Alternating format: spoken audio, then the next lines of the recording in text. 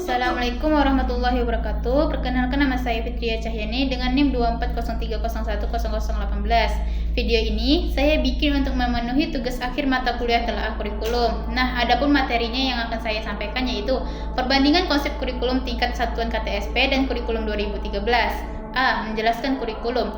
Kurikulum 2013 adalah kurikulum pendidikan yang diterapkan di Indonesia sebagai penyempurnaan dari kurikulum tingkat satuan pendidikan atau KTSP.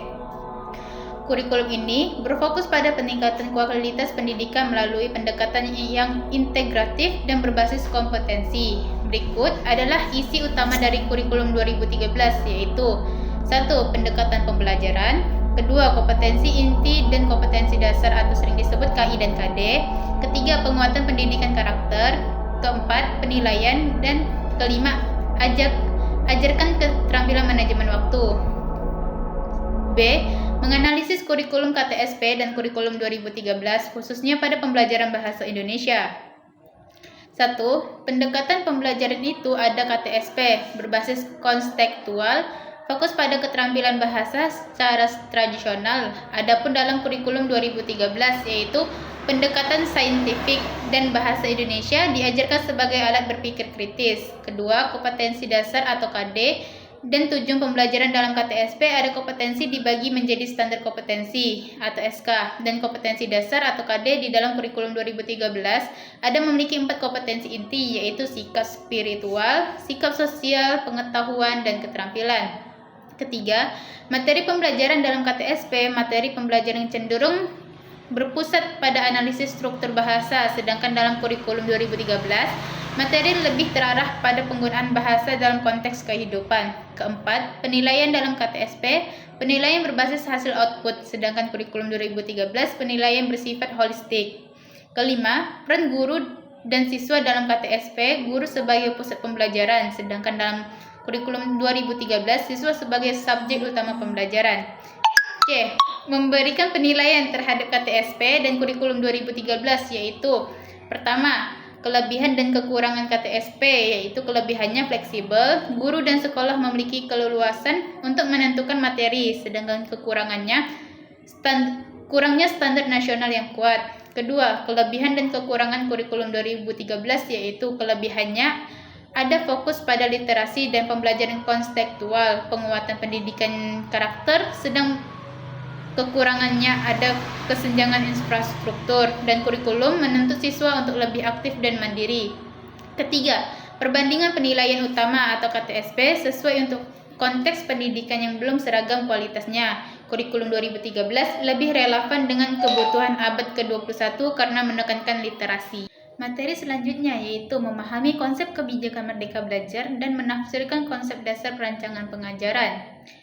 A. Menjelaskan konsep Merdeka Belajar. Konsep Merdeka Belajar adalah kebijakan pendidikan yang digagas oleh Menteri Pendidikan, Kebudayaan, Riset, dan Teknologi Indonesia, Nadiem Anwar Makarim, untuk menciptakan ekosistem pendidikan yang lebih fleksibel, inovatif, dan relevan dengan kebutuhan zaman.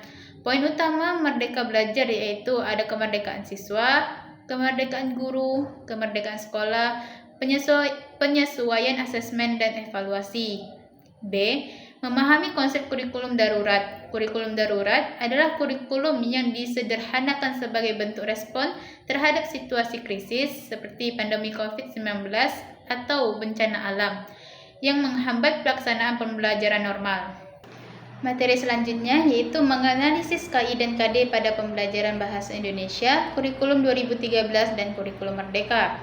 Pertama, menjelaskan KI kurikulum 2013, kompetensi inti adalah pernyataan yang mencerminkan tujuan utama pendidikan pada setiap jenjang. KI menjadi kerangka dasar untuk pengembangan kompetensi dasar atau KD dan tujuan pembelajaran. Kedua, menjelaskan KI kurikulum Merdeka. Dalam kurikulum Merdeka, struktur kompetensi inti tidak digunakan secara eksplisit seperti di kurikulum 2013. Fokus kurikulum Merdeka adalah pada capaian pembelajaran atau CP yang menyesuaikan perkembangan siswa. Ketiga, menjelaskan KD dalam kurikulum 2013.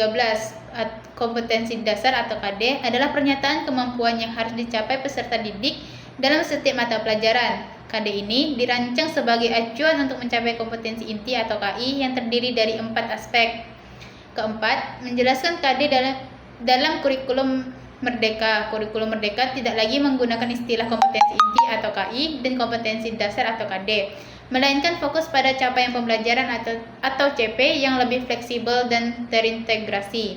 CP menjelaskan kemampuan yang harus dicapai siswa di akhir fase pembelajaran atau fase A hingga fase F. 5. Menjelaskan silabus dalam kurikulum 2013 berbasis kompetensi dengan menekankan integrasi sikap, pengetahuan, dan keterampilan.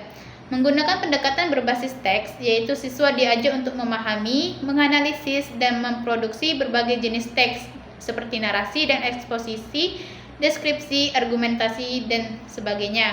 6. Menjelaskan silabus dalam kurikulum Merdeka lebih fleksibel dan fokus pada penguatan profil pembelajaran Pancasila. Pembelajaran berbasis proyek untuk meningkatkan kreativitas dan keterampilan abad ke-21. Selanjutnya menelaah KI, KD, dan silabus. Dalam kurikulum 2013 KI merupakan capaian pembelajaran utama yang harus dicapai siswa, mencakup sikap spiritual, sikap sosial, pengetahuan, dan keterampilan. KD adalah rincian dari KI yang menjabarkan kemampuan spesifik yang harus dikuasai siswa. Silabus kurikulum 13 berisi rincian pembelajaran termasuk identitas mata pelajaran, kompetensi dasar, dan indikator pencapaian materi pembelajaran. Dalam kurikulum Merdeka, konsep KI dan KD diganti dengan capaian pembelajaran atau CP. CP adalah deskripsi keterampilan dan pengetahuan yang diharapkan dicapai oleh siswa pada akhir fase pembelajaran, fase A hingga fase F. Silabus kurikulum Merdeka tidak menggunakan silabus standar seperti K13. Guru memiliki kebebasan untuk menyusun alur dan tujuan pembelajaran sesuai dengan CP. Nah, materi terakhir yaitu kurikulum Merdeka. Kurikulum Merdeka adalah kurikulum yang dirancang untuk memberi fleksibilitas dalam pembelajaran, menekankan pada pengembangan karakter dan kompetensi siswa, serta memberikan kebebasan kepada guru dalam memilih metode pembelajaran yang sesuai dengan kebutuhan siswa. Tujuannya yaitu meningkatkan kualitas pendidikan dan mempersiapkan siswa untuk menghadapi tantangan global. Pengertian CP atau capai pembelajaran adalah serangkaian kompetensi yang harus dicapai oleh peserta didik pada akhir fase pembelajaran dalam kurikulum Merdeka.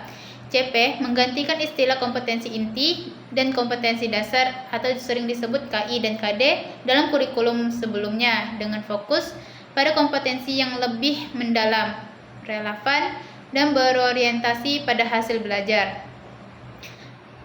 Pengertian elemen dalam kurikulum Merdeka mengacu pada komponen-komponen utama yang menjadi landasan pelaksanaan pembelajaran. Pengertian TP atau tujuan pembelajaran adalah pernyataan yang menjelaskan kompetensi yang diharapkan dikuasai oleh peserta didik setelah mengikuti serangkaian proses pembelajaran tertentu. Pengertian ATP atau alur tujuan pembelajaran adalah rancangan garis besar pembelajaran yang menjelaskan tujuan pembelajaran secara runtut dan terstruktur sesuai dengan fase atau tingkat perkembangan siswa. Baiklah, itu saja yang dapat saya sampaikan. Apabila ada kesalahan kata, saya mohon maaf. Wabillahi taufiq wal hidayah. Wassalamualaikum warahmatullahi wabarakatuh.